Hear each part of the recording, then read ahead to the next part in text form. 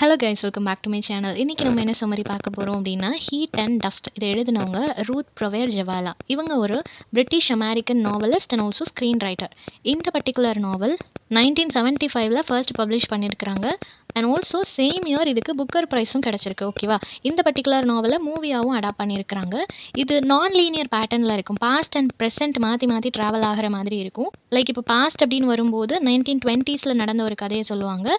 ப்ரெசென்ட்டில் வந்து இப்போ கரண்ட் டேஸில் நடக்கிற மாதிரி டேட் மென்ஷன் பண்ணியிருப்பாங்க. ஃபெப்ரவரி மந்த், மார்ச் மந்த், இந்த மாதிரி டேட்ஸ் வந்து மென்ஷன் பண்ணியிருப்பாங்க. ஓகேவா, இதில் லெட்டர்ஸ், மெமோரிஸ் இது எல்லாமே மிக்ஸ் ஆன மாதிரி தான் இருக்கும். ஓகேவா, ஃபர்ஸ்ட் பர்சன் நரேஷனில் தான் இருக்கும். ஓகேவா, இந்த டைட்டில் ஹீட் அண்ட் டஸ்ட் அப்படின்றது எதை சிம்பலைஸ் பண்ணுது அப்படின்னா, இந்தியாவோட ஃபிசிக்கல் கண்டிஷன். ஃபாரினர்ஸ் இந்தியாவுக்கு வரும்போது அவங்க ஒரு கோல்டு வெதரில் இருந்திருப்பாங்க. இங்கே இந்தியாவுக்கு வந்ததுக்கப்புறம் ரொம்ப சம்மர் வந்து டூ மச்சாக இருக்கிற மாதிரி, ரொம்ப வெயிலில் அவங்க ட்ராவல் பண்ணுற மாதிரி அவங்களுக்கு ஃபீல் ஆகும் இல்லையா.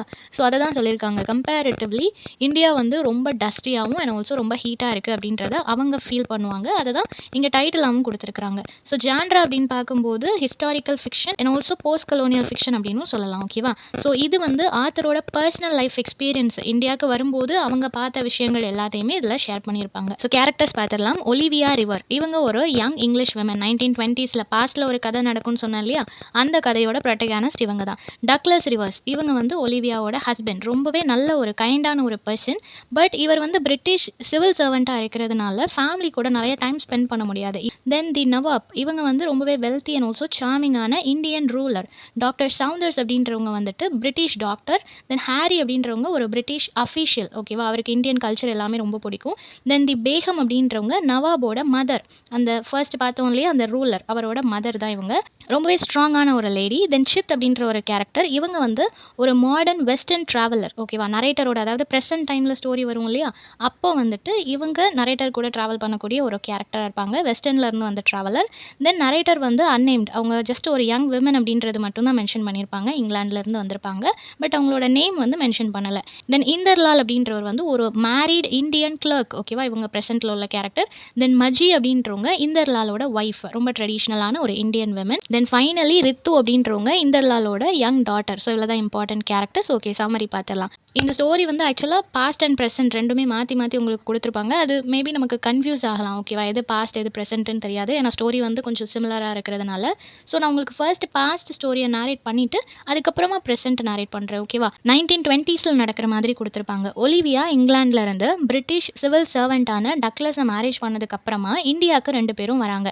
இங்கே வந்து சதிப்போர் அப்படின்னு சொல்லக்கூடிய ஒரு இடத்துல வந்து அவங்க லைஃப்பை ஸ்டார்ட் பண்ணுறாங்க. ரொம்பவே ஸ்ட்ரிக்டான ஒரு ஆங்கிலோ இந்தியன் சொசைட்டி அது. இவங்களுக்கு அஸ் இங்கிலீஷ் பர்சனாக அவங்க இந்தியாவிலேருந்து அவங்களோட லைஃப் எல்லாம் பார்க்கும்போது ஒலிவியாவுக்கு ரொம்ப டிஃப்ரெண்ட்டாக இருக்குது. ஸோ அந்த விஷயங்கள் எல்லாம் அடாப்ட் பண்ணிக்கிறதுக்கு ரொம்ப டைம் எடுக்குது. நிறைய ஃபார்மல் கேதரிங்ஸ் எல்லாம் அவங்க அட்டென்ட் பண்ணுறாங்க. பட் அந்த இடத்துல இவங்களால சர்வே பண்ண முடியல. ஹீட் ரொம்ப ஜாஸ்தியாக இருக்கிற மாதிரி ஃபீல் பண்ணுறாங்க. தென் எல்லா இடத்துலையுமே அவங்களால ஒரு ஐசோலேஷன் மட்டும்தான் ஃபீல் பண்ண முடியுது. எந்த இடத்துலையும் அவங்களால கம்ஃபர்டபுளாக கனெக்ட் பண்ணிக்க முடியல. இமோஷனலி ரொம்ப டிஸ்கனெக்டடாக ஃபீல் பண்ணுறாங்க.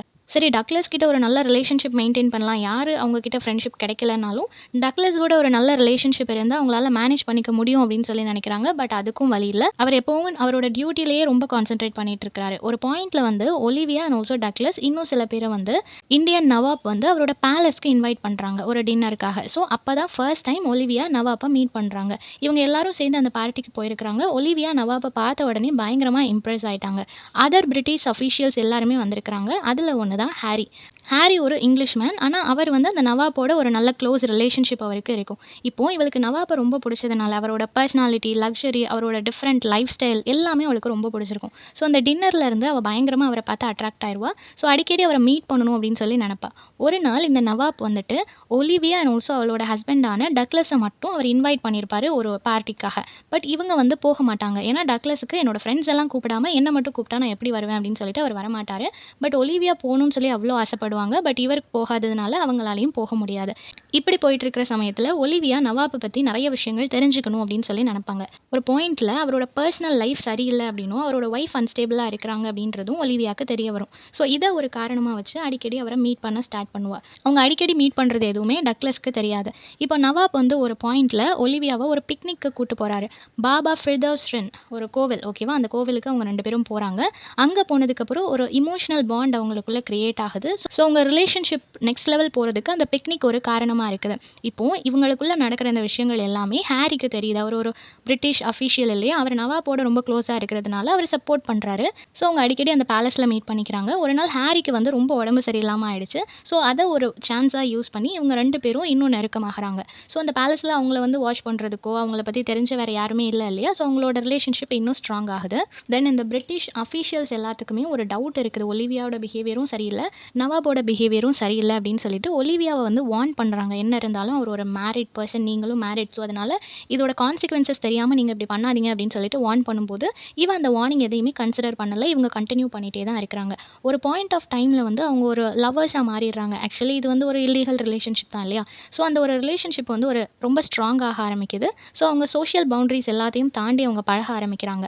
இந்த பாபா ஸ்ட்ரின்லேயே அகெயின் அவங்க 2 பேரும் மீட் பண்ணுறாங்க. ஸோ அவங்க ரிலேஷன்ஷிப் நெக்ஸ்ட் லெவல் போனதுக்கு அடையாளமாக ஒரு பாயிண்ட்டில் அவள் ப்ரெக்னென்ட் ஆகிறா. அப்படி ப்ரெக்னென்ட் ஆகும்போது இந்த விஷயத்தை டக்ளஸ் கிட்டேயும் இன்ஃபார்ம் பண்ணுறா, நவாப் கிட்டேயும் இன்ஃபார்ம் பண்ணுறா. டக்ளஸ் கிட்ட இன்ஃபார்ம் பண்ணும்போது அவன் ரொம்ப சந்தோஷமாகறான். ஓகே, நான் ஃபாதர் ஆக போகிறேன் அப்படின்னு சொல்லிட்டு அவன் ரொம்ப சந்தோஷமாக இருக்கிறான். ஆனால் நவாப் கிட்ட இன்ஃபார்ம் பண்ணும்போது அவன் வந்துட்டு இது நடக்கக்கூடாது, நாளைக்கு குழந்தை பிறந்துச்சு அப்படின்னா இது ஒரு பெரிய ப்ராப்ளம் ஆகும் அப்படின்னு சொல்லிட்டு அவன் இந்த குழந்தைய அபார்ட் பண்ணிடலாம் அப்படின்னு சொல்கிறான். ஒலிவியாவுக்கும் தெரியும் இந்த சிச்சுவேஷன் வந்து கண்டிப்பாக ரொம்ப சீரியஸாக போகும், குழந்தை பிறந்துச்சு அப்படின்னா நிறைய காம்ப்ளிகேஷன்ஸ் இருக்கும் அப்படின்னு சொல்லிட்டு நவாப் அண்ட் ஆல்சோ ஹாரியோட ஹெல்ப்போட இதை அபார்ட் பண்ணிடலாம் அண்ட் மிஸ்கேரேஜ் மாதிரி ப்ரிட்டன் பண்ணிடலாம் அப்படின்னு சொல்லிட்டு பிளான் பண்ணிட்டு இருப்பாங்க.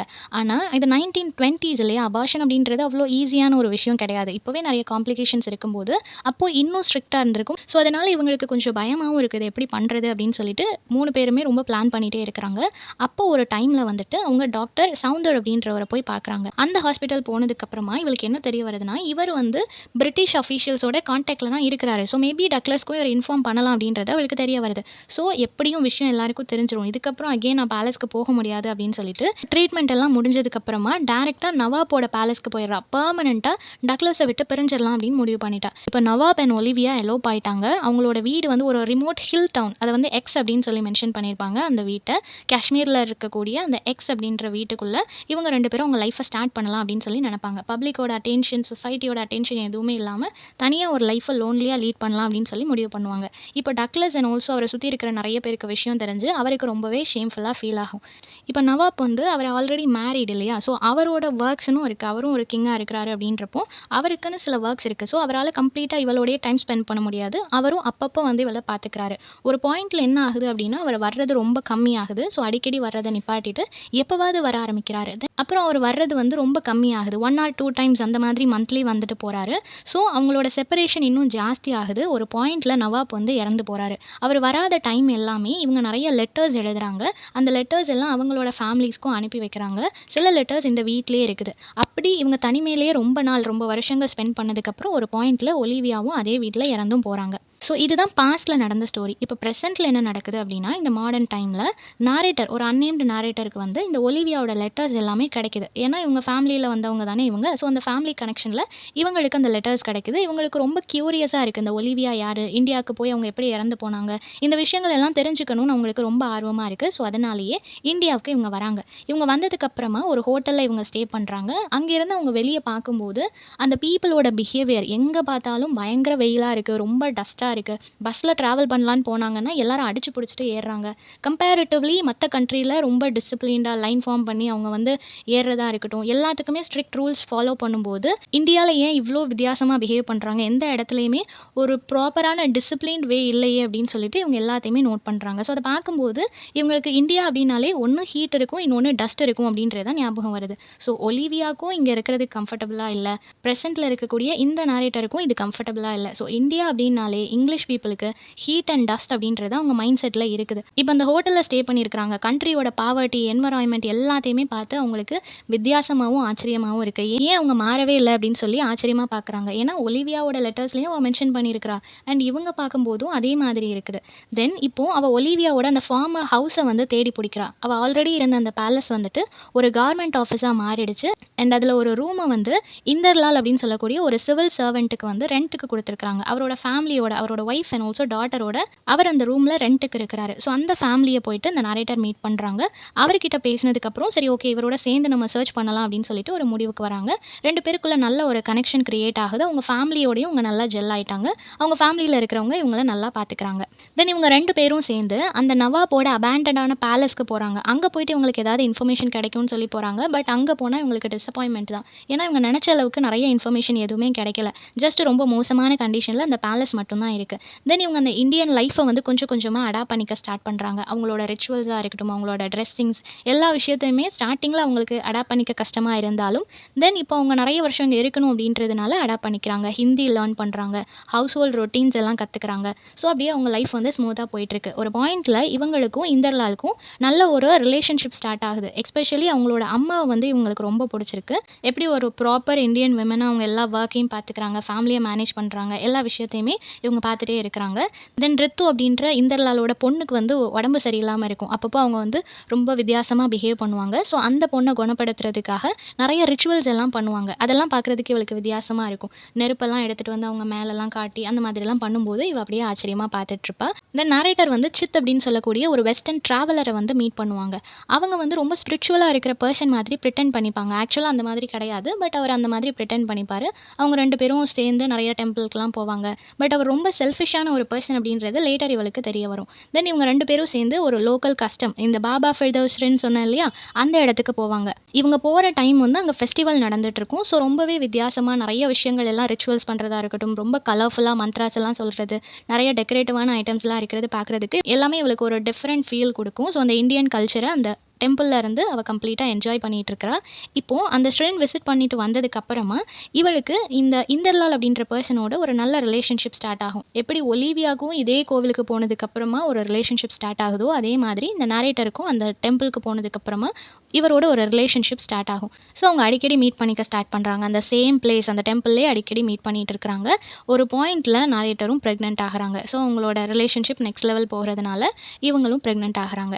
இவர் வந்து ஆல்ரெடி கல்யாணம் ஆகி அவருக்கு ஒரு பெரிய பொண்ணு இருக்குது இல்லையா, ஸோ இவருமே அபார்ஷன் பண்ண சொல்லி அவங்க கிட்ட சொல்கிறாங்க. பட் இவங்களும் இனிஷியலி அதை அக்செப்ட் பண்ணிக்கிறாங்க. ஓகே அவர் மேரேஜ் ஆன ஒரு பர்சன், அவரோட ஃபேமிலி லைஃப் பாதிக்கக்கூடாது அப்படின்னு சொல்லிட்டு இவங்களும் அக்செப்ட் பண்ணிக்கிறாங்க. லேட்டர் அவங்க என்ன நினைக்கிறாங்க அப்படின்னா, ஓகே அவரோட ஒய்ஃபோட அவர் லைஃப்பை லீட் பண்ணட்டும், இந்த குழந்தைய நான் பார்த்துக்கிறேன் அப்படின்னு சொல்லிட்டு அவங்க அபார்ஷன் பண்ண வேண்டாம் அப்படின்ற முடிவுக்கு வராங்க. ஸோ லாலோட அந்த ரிலேஷன்ஷிப் இவங்களால கண்டினியூ பண்ண முடியாது இல்லையா. சித் அப்படின்ற பர்சன் ஹெல்ப் பண்ணிட்டு இருந்தாங்க. அவங்களுக்கும் இப்போ ரொம்ப உடம்பு சரியில்லாமல் ஆயிரும். ஸோ அவருமே இவங்களுக்கு ஹெல்ப் பண்ண முடியாத ஒரு கண்டிஷனுக்கு போயிடுவாங்க. ஸோ இப்போ தனிமையில் இங்கிலாண்டும் போக அவங்களுக்கு விருப்பம் இருக்காது. இந்தியாவிலேயே நம்ம வேறு ஏதாவது ஒரு டிஃப்ரெண்ட்டான லைஃப் லீட் பண்ணலாம் அப்படின்னு சொல்லிட்டு ஒலிவியா ஒரு வீட்டில் ஒரு ஹில் ஹவுஸில் இருந்தாங்க இல்லையா, அந்த இடத்துக்கே இவங்களும் போகலாம் அப்படின்னு சொல்லி முடிவு பண்ணுவாங்க. ஸோ அந்த ஒலிவியா வாழ்ந்த அந்த ஒரு வீட்டுக்கு போகிறாங்க. நம்ம குழந்தையோட இங்கேயே லைஃப்பை ஸ்டார்ட் பண்ணலாம் அப்படின்னு சொல்லி முடிவு பண்ணுறாங்க. இப்போ அந்த வீட்டுக்கு போய் பார்க்குறாங்க. ரொம்ப பழைய வீடாக இருக்குது. அங்கே இருக்கக்கூடிய சர்வன்ட்ஸ் என்ன சொல்கிறாங்க அப்படின்னா, இது வந்து ஒலிவியா இருக்கும்போது நீட்டாக வச்சுருந்தாங்க. அவங்க இறந்ததுக்கு அப்புறமா எப்போவாவது அவங்க ரிலேட்டிவ்ஸ் யாராவது வந்து விசிட் பண்ணுவாங்க, மற்றபடி யாருமே வர்றதில்ல அப்படின்ற மாதிரி சொல்கிறாங்க. இப்போ இவங்க அந்த வீட்டை நீட்டாக க்ளீன் பண்ணிவிட்டு அங்கே அவங்களோட லைஃப்பை வந்து ஸ்டார்ட் பண்ணுறாங்க. ஸோ ஒலிவியாவோட லைஃப் மாதிரியே தான் இந்த நரேட்டருக்கும் நடந்திருக்கும். ஸோ அவங்கள தேடி வரப்போய் இவங்களோட லைஃப்பும் அதே மாதிரி மாறியிருக்கும். ஸோ கம்ப்ளீட்லி இந்தியாவோட சிச்சுவேஷன் அண்ட் இங்கிலீஷ் பீப்புள் இங்கே வரும்போது அவங்களோட கண்டிஷனை எக்ஸ்பிரஸ் பண்ணுற மாதிரி இருக்கும். ஸோ இந்த சம்மரி எல்லாருக்கும் புரிஞ்சிருக்கும்னு நினைக்கிறேன். நெக்ஸ்ட் என்ன டாப்பிக்கில் வீடியோ போடலான்னு சொல்லி கமெண்ட் பண்ணுங்கள். தேங்க்யூ ஃபார் வாட்சிங்.